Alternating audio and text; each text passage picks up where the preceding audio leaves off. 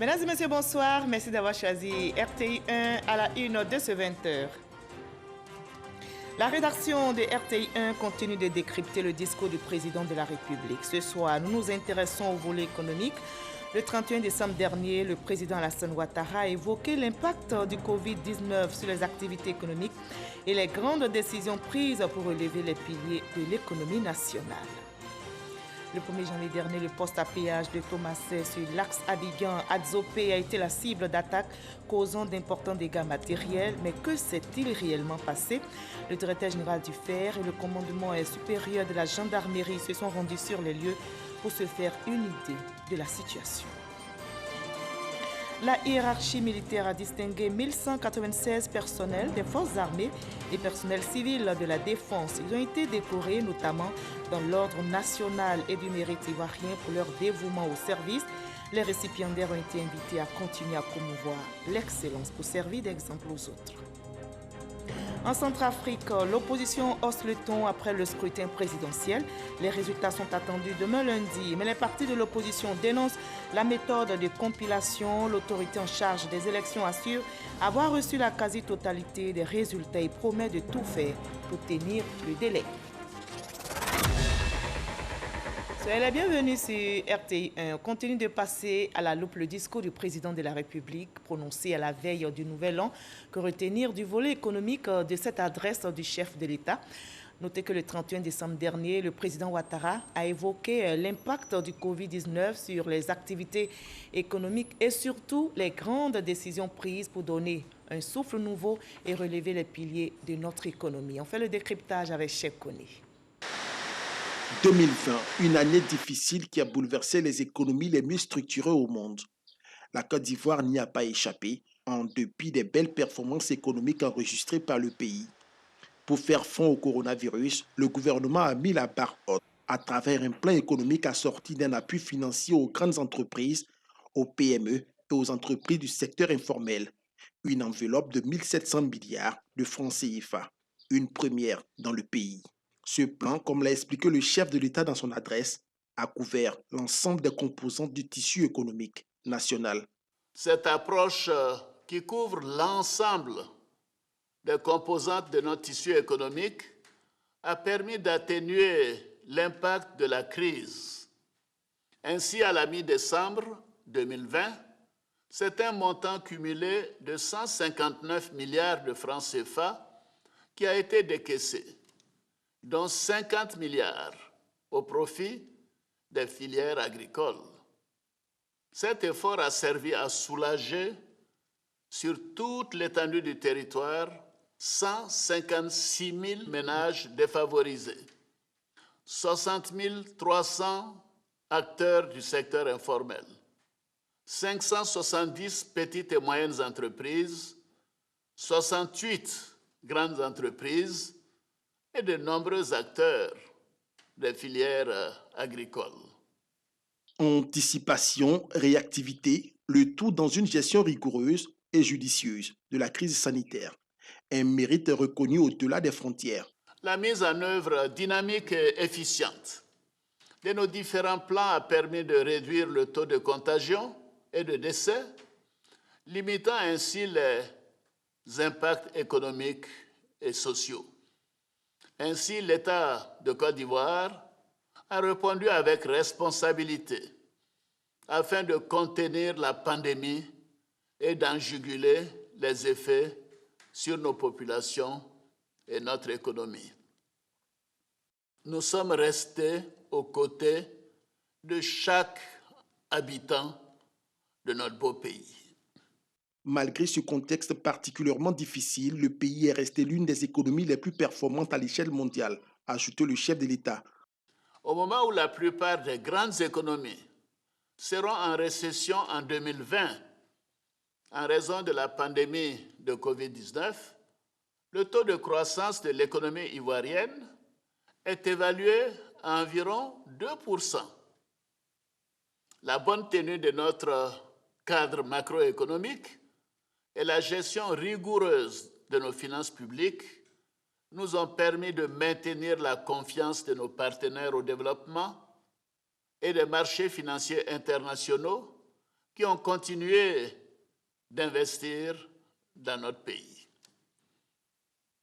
L'État a poursuivi la transformation structurelle de l'économie, notamment par la diversification de l'appareil productif industriel, l'amélioration du taux de transformation des matières premières agricoles et l'accroissement de la production minière. Cet élan d'accélération de la transformation structurelle s'appuie sur la mise en œuvre de programmes de partenariat avec le secteur privé, notamment en ce qui concerne les produits de base comme l'anacarde, l'EVA et le cacao.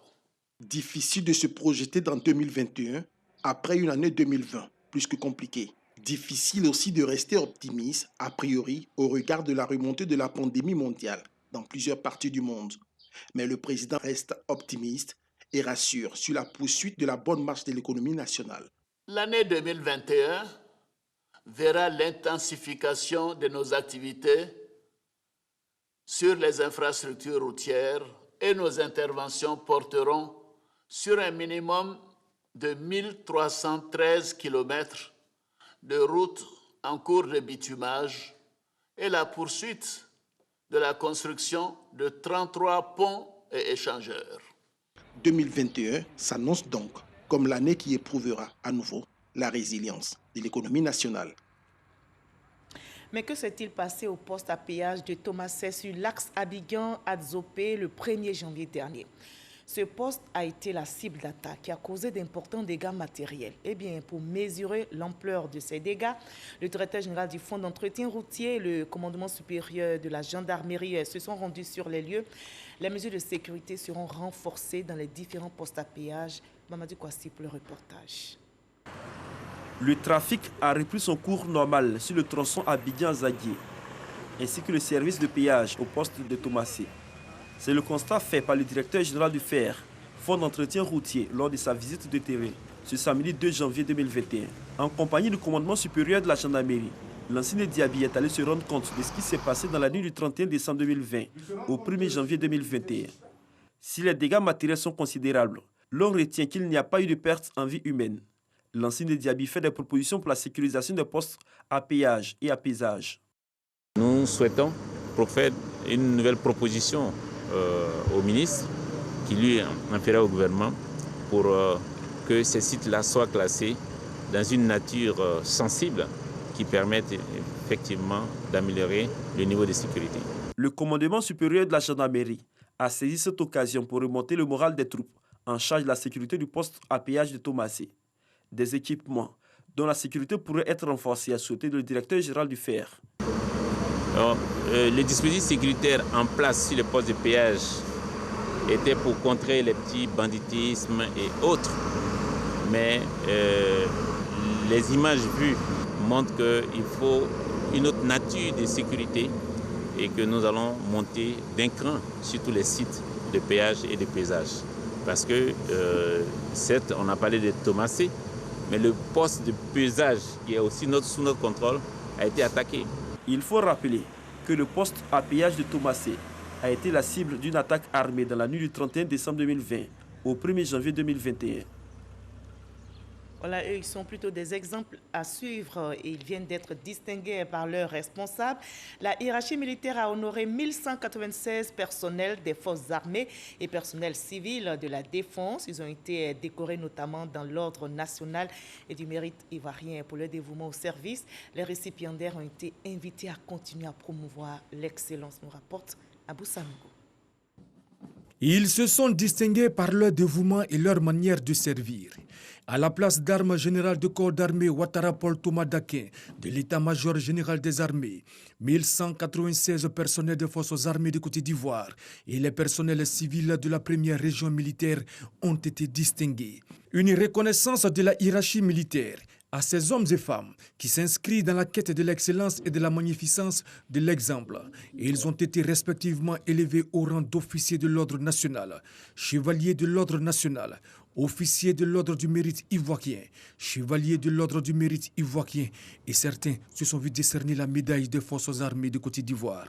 Devant le drapeau, nous jurons de toujours servir notre belle patrie en étant à la hauteur des missions à nous confier par la nation pour mériter davantage. Le chef d'état-major général des armées, le général de corps d'armée Lassina Doumbia, a invité les récipiendaires à garder le cap en redoublant d'efforts. Soyez fiers de recevoir ces insignes du mérite.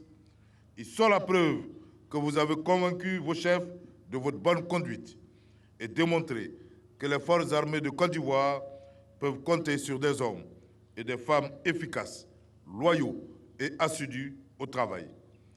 Vous devez désormais servir d'exemple en continuant sur le chemin qui vous a conduit à être distingué ce jour. Officiers, sous-officiers et militaires du rang des forces armées de Côte d'Ivoire, au regard du comportement qui a été le vôtre au cours de cette année 2020, vous méritiez tous d'être distingués par votre sens de la loyauté, de la discipline, de l'esprit de corps et de la solidarité entre frères d'armes. Vous avez déjoué tous les pronostics. Je vous félicite de l'adhésion collective à l'objectif commun de reconquête de notre fierté. Le calme observé dans nos casernes, la sérénité qui vous habite et la rigueur dans laquelle vous exécutez les missions qui vous sont confiées, ici ou ailleurs sur le continent, en sont le gage. Notons que la cérémonie de décoration concerne les militaires méritants, issus de toutes les armées, armes et services répartis dans toutes les garnisons du pays, notamment de Daloa, de Korogo et de Boaké. C'est un élu, il vise également l'excellence dans sa localité. Le député de la circonscription de Ouangolodougou est à l'écoute de sa population. Il vient de faire le bilan de l'année parlementaire. Il leur a fait le compte rendu des lois votées à l'hémicycle en 2020. Le député de Ouangolodougou a recueilli toutes les préoccupations de ces populations. Kader Sogodo. Ouangolodougou Traoré Drissa, le député de la localité, est face à la chefferie traditionnelle, aux jeunes, aux femmes, aux leaders d'opinion et aux autorités administratives et politiques de sa circonscription. Un grand oral en guise de compte rendu de l'année parlementaire. Les lois votées, la dynamique amorcée par le pays, agriculture, santé, électrification, eau potable, routes, tout y passe. La vie à l'hémicycle durant l'année 2020 est passée en revue. Les attentes des populations sont également enregistrées. Il faut rendre compte à nos mandats parce que c'est eux qui nous envoient à l'hémicycle. Comme chaque année, nous essayons de leur expliquer pour qu'avec l'ensemble de la Côte d'Ivoire, nous soyons au même niveau d'information concernant les lois de la Côte d'Ivoire. Nous avons aussi recueilli des préoccupations et nous les avons promis de rendre compte aussi à notre niveau, au niveau supérieur, pour qu'ensemble nous puissions regarder dans la même direction que cette Côte d'Ivoire-là soit la Côte d'Ivoire souhaitée par le président de la République. Le corps préfectoral et la chefferie traditionnelle partagent d'ailleurs l'initiative. C'est une très belle initiative. Je crois que c'est l'occasion pour nos populations de prendre connaissance des grandes décisions et des grands travaux que l'Assemblée nationale de Côte d'Ivoire a menés pour le compte des populations. Ce qui nous a passé au Assemblée, nous avons bien compris ça. Parce qu'on va aller faire le message maintenant au village. Comme nous sommes venus écouter, on va les faire compte rendu au village aussi, avec la population. Pour encourager la déclaration des naissances, le député de Ouangolodougou, Kawa, avait décidé de prendre en charge les timbres d'état civil à raison de 2 par enfant né. Cette rencontre a permis de dresser le bilan de l'opération qui a démarré le 6 juillet 2019 jusqu'au 30 décembre 2020. Ce sont 1100 naissances qui ont été enregistrées, soit 2200 timbres distribués. L'opération se poursuit. Autre question est dans ce 20h. Quel est l'apport des inventeurs dans l'économie ivoirienne? Qu'en est-il des découvertes et inventions? Autant de questions évoquées au magazine du dimanche, dans le journal des 13h présenté par Hamza Diaby. Il a reçu M. Pierre Gibril Koulibaly. Il est le président de la Fédération des inventeurs et innovateurs de notre pays. Et bien, si vous avez raté ces échanges, je vous propose de suivre juste un extrait pour vous faire une idée. La Côte d'Ivoire est un pays d'invention. C'est une bonne nouvelle et en ce début d'année, nous pouvons être fiers du génie créateur de l'Ivoirien. La Côte d'Ivoire, c'est 300 brevets d'invention, mais c'est également le top 10 africain au plan mondial. C'est 103e pays. C'est un très bon classement. Et la Côte d'Ivoire occupe la direction générale de l'OMP, de l'OAPI, qui est basée à Yaoundé. Et nous avons pas mal d'Ivoiriens qui sont experts au niveau de l'Organisation mondiale de la propriété intellectuelle. Un brevet, ça se valorise, mais on passe évidemment par un prototype. Et quand on fait un prototype, ça ne veut pas dire que c'est un produit de marché. Donc il y a un travail important qui doit être fait pour transformer ce prototype-là en produit marchand. Et c'est ce que nous appelons la valorisation, pour aboutir finalement à une industrialisation de masse, pour pouvoir porter ce produit. Est-ce que ça se fait? Pour l'exporter. Est-ce que cela se fait? Pour l'instant, nous sommes en quête. Sur les 300 brevets? Sur les 300 brevets, il n'y a pas 1% qui ont franchi l'étape de la grande industrialisation. D'ailleurs, nous n'avons pas de C'est quoi référence. La difficulté? Pourquoi? La difficulté, c'est que c'est cher, c'est coûteux, et nous n'avons pas de structure forte qui soutiennent. Heureusement, les inventeurs et innovateurs sont organisés en Côte d'Ivoire depuis plus de 6 ans. Nous sommes organisés en fêtière, en fédération, et cette organisation fait que c'est plus facile de travailler avec les inventeurs et innovateurs de Côte d'Ivoire. Voilà, ne relâchons pas. Maintenons le cap dans l'observation des gestes barrières, car le coronavirus continue de circuler.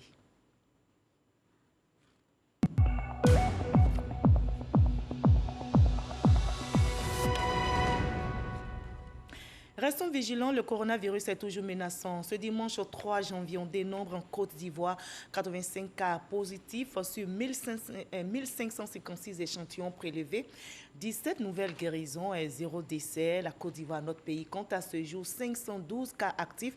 Ne baissons pas la garde, respectons les gestes barrières pour faire reculer la pandémie. Dans l'actualité politique en Côte d'Ivoire, le directeur exécutif du RHDP était à Agboville, dans la région de l'Agnebi-Tiassa. Adama Bictogo s'est entretenu avec les membres de la coordination régionale du RHDP. Au menu des échanges, l'élection législative prévue en mars prochain. Konaté Moussa. Le RHDP se prépare pour les élections législatives. À Agboville, le directeur exécutif du RHDP, Adama Bictogo, et la coordination régionale de l'Agnebi-Tiassa, conduite par Pierre Demba, sont déjà la mobilisation des populations. Nous avons profité pour visiter les instances du parti et montrer la vitalité de ce parti. Le RHDP, c'est une machine au niveau de notre région. Le président de la République a gagné les élections présidentielles et il nous faut gagner les élections législatives pour qu'il puisse disposer d'un socle institutionnel confortable lui permettant de mettre en œuvre son projet de société qui est la Côte d'Ivoire solidaire. Offrir la majorité des sièges à l'Assemblée nationale au RHDP. Pour réussir ce pari, Adama Bictogo appelle à travailler en équipe. Il est bon aussi que le RHDP, partout où il se trouve, que non seulement nous allions avec les meilleurs, que nous allions avec ceux qui ont une emprise sur le terrain, mais que nous allions ensemble. Donc ça va être une équipe qui va aller aux élections législatives et non un individu. Donc, le coordonnateur régional qui apprécie les candidats, si ma candidature venait à être retenue, mais on ira ensemble pour la bataille des élections législatives. Le directeur exécutif du RHDP a également invité les populations de l'Agnebi-Tiassa à l'union et à la cohésion, gage de développement. Le ministre Kobena Kwasi Adjumani, porte-parole principal du RHDP, est en tournée dans la région du Gontougo. Il prône la paix et la cohésion sur place. Il invite toutes les populations à la préservation du climat social apaisé. Mamadou Kwasi. Le ministre Kobena Kwasi Adjumani, en tournée de remerciements aux populations de la région du Gontougo pour la victoire du président Alassane Ouattara dès le premier tour de la présidentielle d'octobre 2020. Première étape de cette visite de terrain, le village de Gondia dans le département de Tanda. Une localité qui a enregistré un taux de participation de plus de 96%, pour un score de 99% en faveur du président Alassane Ouattara. Le coordonnateur régional du RHDP du Gontougo est allé également saluer la population pour une période électorale apaisée dans le Gontougo. Kobena Kwasi Adjumani a invité la population à demeurer dans ce climat de paix pour s'inscrire davantage dans la dynamique de développement. 90% de taux de participation, et 99% pour le président Alassane. Donc j'ai décidé de venir les saluer, les féliciter, leur dire merci pour tout ce qu'ils font pour le président Alassane Ouattara. Ils prient toujours pour lui. Le grand imam est là avec tous ses fidèles. Il y a le chef du village et il y a les autres villages qui sont venus s'associer à eux pour prier pour la Côte d'Ivoire, pour la réconciliation nationale, pour la paix et pour leurs enfants que nous sommes. Cette rencontre a permis aux populations de faire des doléances, au nombre desquelles l'acquisition d'une ambulance et la construction de nouvelles salles de classe pour la deuxième école primaire du village. Séance tenante, le ministre Kombena Kwasi Adjumani a offert une ambulance médicalisée et lancé les travaux de construction des nouvelles salles de classe, ainsi que le renforcement du plateau technique du centre de santé. Des actions qui ont convaincu le délégué FPI du village de Gondia à adhérer désormais au RHDP. En retour, le ministre Kombena Kwasi Adjumani a exhorté les populations à soutenir les actions du président de la République Alassane Ouattara et de son gouvernement pour une Côte d'Ivoire de paix et prospère. Après Gondia, cap a été mis sur le village de Tangamourou, toujours dans le département de Tanda, pour parler de paix, de cohésion et surtout de développement. Et vous avez été nombreux à accueillir le Nouvel An dans la ferveur. Justement, pour le Nouvel An, le ministre des Transports a reçu les populations de la région de Gbeke autour d'un déjeuner. Il a annoncé de bonnes perspectives pour la région de Gbeke, notamment la mise en place d'une zone franche de textile qui va créer près de 10 000 emplois. Charles Tatou. La ville de Bouaké va très bientôt disposer d'une zone franche du textile. L'annonce a été faite par le ministre des Transports au cours du traditionnel déjeuner de Nouvel An offert à la population. Pour Amadou Koné, cette zone franche pourra créer près de 10 000 emplois. De même, la ville connaîtra une amélioration au niveau du transport. Ces deux nouvelles augurent de bonnes perspectives en 2021 pour la ville de Bouaké, capitale de la région de Gbeke. Bouaké est ici dans toute sa composante pour dire merci pour tout ce que vous avez apporté. Et vous pouvez compter sur nous. Nous savons que souvent c'est difficile, mais nous savons aussi que vous êtes un enfant de Bouaké et vous avez beaucoup d'amour pour Bouaké. Pour relever ce défi, le ministre des Transports exhorte les populations à l'union et l'attente, gage d'un climat de paix et de cohésion sociale. Nous allons principalement nous attaquer aussi aux questions d'emploi. Il y a cet important projet de zone franche textile d'ici le mois de mars. On va améliorer le transport ici, en particulier pour les étudiants, parce qu'on a souhaité que les élèves et étudiants qui sont nombreux ici puissent se déplacer dans de meilleures conditions à Bouaké et à moindre coût. Bien évidemment, enfin, on va continuer à travailler pour que la ville soit animée dans de meilleures conditions. La rencontre de Nouvel An du ministre des Transports avec les populations de Bouaké a pris fin par des prestations d'artistes. L'Institut international du football ivoirien Abdoulaye Traoré dit Ben Badi a offert récemment aux enfants de Makori de nombreux cadeaux de la part du gentil Père Noël. Il s'agissait pour l'ex-footballeur d'apporter de la joie au tout petit Issa Chonayo. Faire parler son cœur, c'est ce qu'a fait l'ex-footballeur international Abdoulaye Traoré dit Ben Badi. Accompagné de son homologue conseiller économique, Traoré Salif dit à Salfo, il a offert un arbre de Noël aux enfants de Marcory. C'est des enfants qui sont à l'honneur aujourd'hui. Continuez à aller à l'école parce qu'avec toutes ces personnes, on est en train de réfléchir pour faire une journée d'excellence, pour récompenser les meilleurs. Donc, travailler à l'école. Au total, 300 enfants ont bénéficié de cadeaux du talentueux footballeur ivoirien, aujourd'hui conseiller économique, social, environnemental et culturel. Cette cérémonie a bénéficié de la présence de la sénatrice Mariam Fetigue Koulibaly. Début d'année difficile pour des propriétaires de menuiseries dans la commune de San Pedro. Un incendie a ravagé tous les ateliers dans l'après-midi de ce 1er janvier 2021, jour de fête. Machines, bois, commandes de clients, tout est parti en fumée. Pas de perte en vie humaine, heureusement. Mais les dégâts matériels sont estimés à plusieurs dizaines de millions de francs CFA. Godfrey Kambawa pour le témoignage. Des machines calcinées par des flammes, des meubles réduits en cendres, voici ce qui reste des 2 ateliers de menuiserie situés dans le quartier Lac de San Pedro après le passage des flammes. Un incendie qui s'est déclenché vers 17 h le 1er janvier 2021. Tout a été ravagé sur ce site. Un coup dur pour les propriétaires de ces 2 ateliers en ce début d'année. À 1 h du matin, on m'a annoncé que ma grand-mère est décédée. Donc déjà sur le coup, 15 h, je décide de me reposer. Bon, j'ai mis le portable sous silence. Je me réveille. C'est une amie mais qui était couchée. On l'a appelée pour lui dire « Ah, le coin de ta camarade en fumée ». Donc je viens sur les lieux. Les dégâts sont énormes. Beaucoup de commandes des clients parce que en fin d'année, à cause de cela, je ne me suis même pas reposé. Et hier, j'ai voulu me reposer. Mais là, voilà. J'ai travaillé toute l'année avec des commandes des clients. Il y a l'autre qui a 1 500 000, qui a ses potes. Voilà. Il y a un aussi, ses placards. Il m'a donné 900 000 que j'ai payé tous les bois. Il était en train de faire. Mais dommage, tout est parti en fait.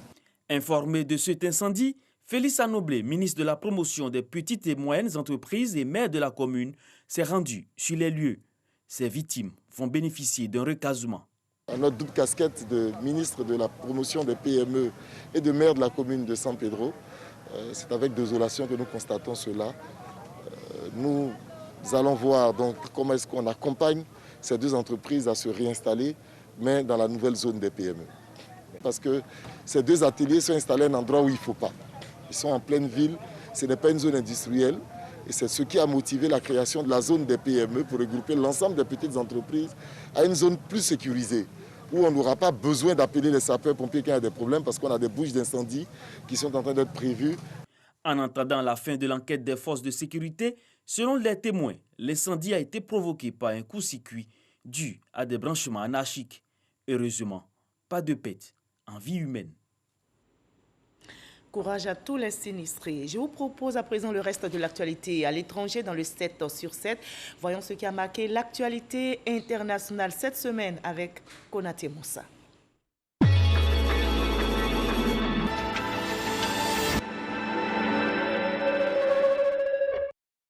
3 soldats français ont été tués lundi au Mali.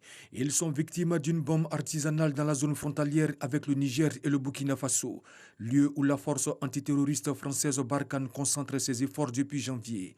Le décès de ces 3 soldats français porte le total des soldats morts pour la France à 8 en 2020 et à 47 depuis le début de l'engagement de la France au Mali en 2013. L'ancien président du Burundi, Pierre Buyoya, a été enterré mardi au cimetière catholique de Bamako, conformément aux vœux de sa famille. Feu Buyoya était le haut représentant de l'Union africaine pour le Mali et le Sahel depuis 2012. Il est décédé à Paris à l'âge de 71 ans. Son épouse et ses 3 enfants ainsi que plusieurs personnalités ont participé dans la matinée à une messe de requiem qui a été célébrée à la cathédrale du Sacré-Cœur par le cardinal et archevêque de Bamako. La Guinée a entamé mercredi la vaccination contre le coronavirus à titre expérimental à l'aide du vaccin russe Sputnik V. Le ministre de la Défense Mohamed Diané, scientifique de formation, a été le premier à recevoir le vaccin mis au point par le Centre national russe d'épidémiologie et de microbiologie. La Guinée a obtenu 60 doses de vaccins pour cette phase pilote. Le pays a déclaré plus de 13 000 cas de contamination et 80 décès à cause du coronavirus.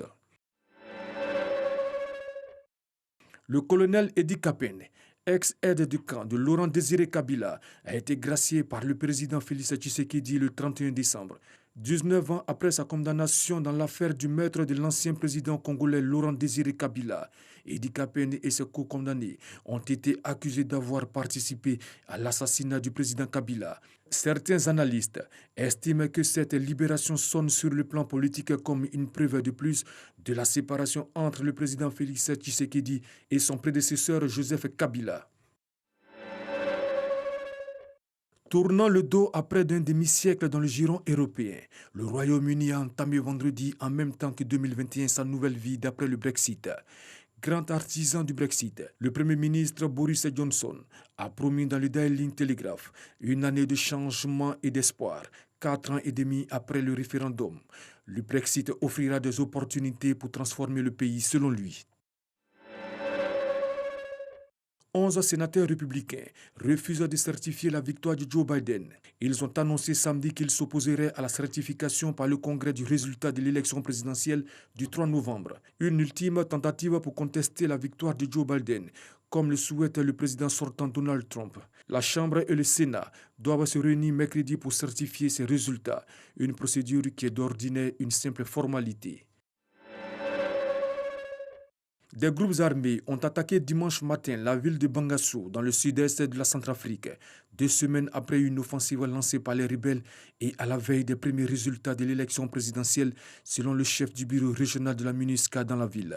Les affrontements ont commencé aux alentours de 5 h du matin, avec des tirs et des détonations autour du centre-ville, selon des témoins. Les forces armées de la Centrafrique, FACA, et de la MINUSCA ont été déployées dans la ville.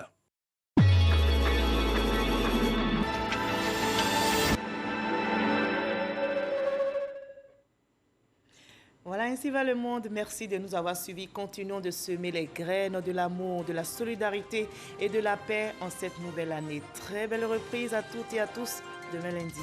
Prenez soin de vous.